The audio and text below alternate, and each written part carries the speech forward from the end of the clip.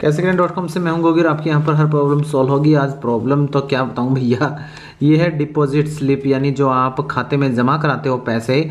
कई बार हम लोग जब वो खाते में पैसे जमा कराने के लिए चले जाते हैं और वहाँ जाकर के यार किसी का मुंह ताकते रहते हैं कि कोई जमा करता हुआ मिल जाए पैसे, तो जमा पर्ची भरना सीख ले हम यार कि आखिर भरनी कैसे है।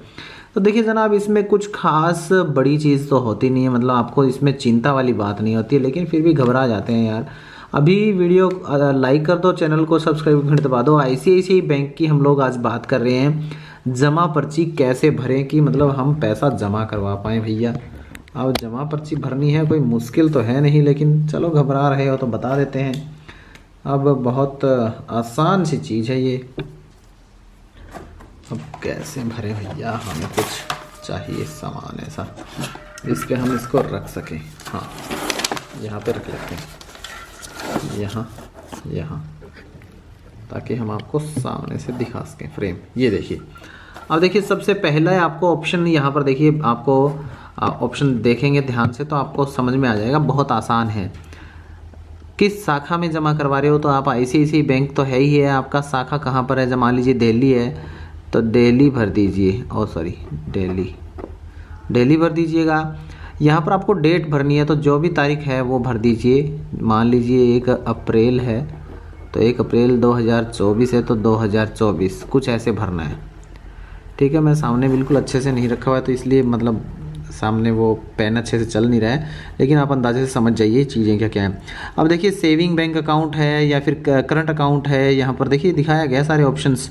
ओडी है, आरडी है, सीसी अकाउंट है, क्रेडिट कार्ड है, पता नहीं क्या क्या अकाउंट, जो भी आपका हो अकाउंट वो चूज़ कर लीजिए। मोस्टली सेविंग बैंक होते हैं हमारे, तो एसबी पे ओके कर दीजिए। अब अकाउंट नंबर यहाँ पर पूछा गया है, लोन अकाउंट या क्रेडिट कार्ड नंबर है तो वो यहाँ पर डाल सकते हो, अगर नहीं है तो डैश डाल दीजिए, क्योंकि हम मोस्टली अकाउंट्स में डालते हैं। तो यहाँ पर 1 2 3 जो भी आपका अकाउंट नंबर हो वो डाल दीजिएगा यहाँ पर। डरने वाली बात नहीं है, यहाँ पर कुछ भी नहीं है, आसान सी ट्रिक है। अब यहाँ पर अपना नाम डालना है, खातेदार का नाम यानी अकाउंट होल्डर नेम। तो जैसे मेरा है, मैं मिस्टर गोगी डाल देता हूँ। आ गया समझ में, मिस्टर गोगी। हिंदी में लिखना चाहिए, ये चीज़ें हिंदी में भी लिख सकते हो। अब पैसे कितने डालना चाहते हैं, मान लीजिए आप डालना चाहते हैं 500 रुपये। 500 रुपये डाल दिए यहाँ पर, 500 रुपये पूरे लिख दीजिएगा। और पैसे है ही नहीं तो ये आ गया आपका, यहाँ पर डैश लगा दीजिए इस तरीके से और पूरे 500 रुपये यहाँ पर लिख दीजिएगा। अगर ज़्यादा है तो ज़्यादा लिख सकते हो, आपको कोई ख़ास प्रॉब्लम नहीं है यहाँ पर। और ये लिख दीजिए अपनी अमाउंट। अब शब्दों में लिखना है तो यहाँ पर देखो 500 रुपीज़ लिख सकते हो इंग्लिश में, और हिंदी में लिखना है तो 500 रुपये सॉरी। तो यहाँ पर लिख सकते हो 500 ओनली। ठीक है, हस्ताक्षर यहाँ पर जो ऑफिसर्स हैं वो साइन मोहर मार के देंगे आपको ये पर्ची फाड़ करके। ये वाली आपकी थी पर्ची।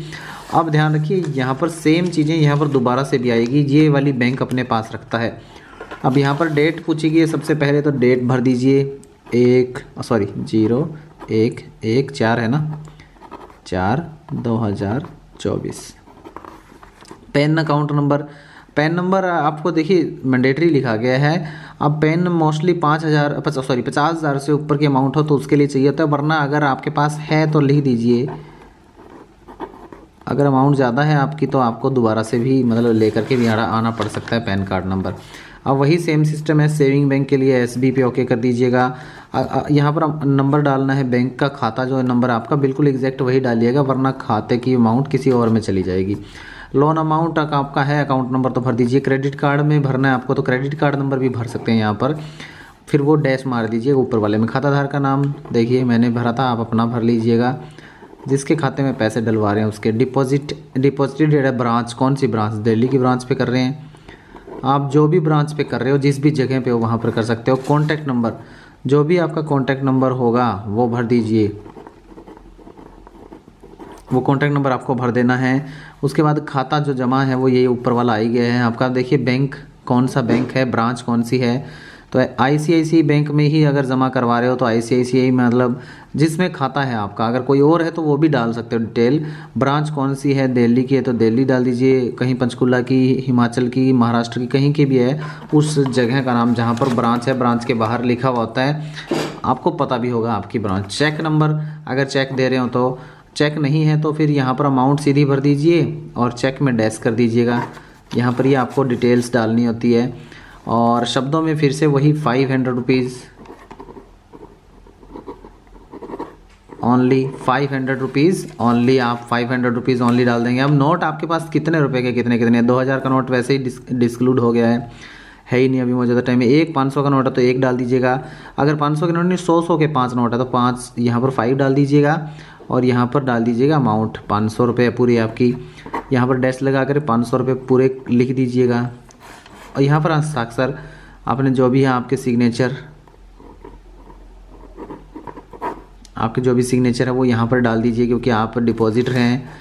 वेरीफाइंग ऑफिसर वो आगे उनका काम है, आपको यहाँ पर कुछ नहीं करना, यहाँ पर भी कुछ नहीं करना, आपको यहाँ पर भी कुछ नहीं करना है।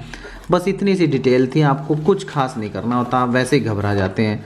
ये भर करके नोट लगा करके साथ में दे दीजिए। पीछे की तरफ इसमें कुछ खास डिटेल्स नहीं है, ये डिक्लेरेशन है। अगर आप थर्ड पार्टी कुछ कैश वगैरह के लिए मोस्टली इसकी ज़रूरत नहीं होती। अगर हो भी तो यहाँ पर दिनांक भरना है, कितनी अमाउंट जमा की है आपने, देखिए कितना आसान है। दिनांक, डिपॉजिट, कितनी राशि जमा की है आपने, क्या कारण था जो आपने जमा करवाई है, सिग्नेचर जो डिपॉजिट कराने वाला है उसके, और नाम क्या है जमा करवाने वाले का, संपर्क क्या है, रिलेशन क्या है खाते वाले से, अगर किसी और के खाते में डलवा रहे हैं ना तो ये बैंक के उपयोग के लिए है। ये वाली थी डिटेल और आसान सा तरीका। अगर जानकारी अच्छी लगी तो लाइक करना, वीडियो को शेयर करना दोस्तों के साथ, चैनल को सब्सक्राइब दबा लीजिए ताकि ऐसी गजब की वीडियोज़ और मिलती रहे।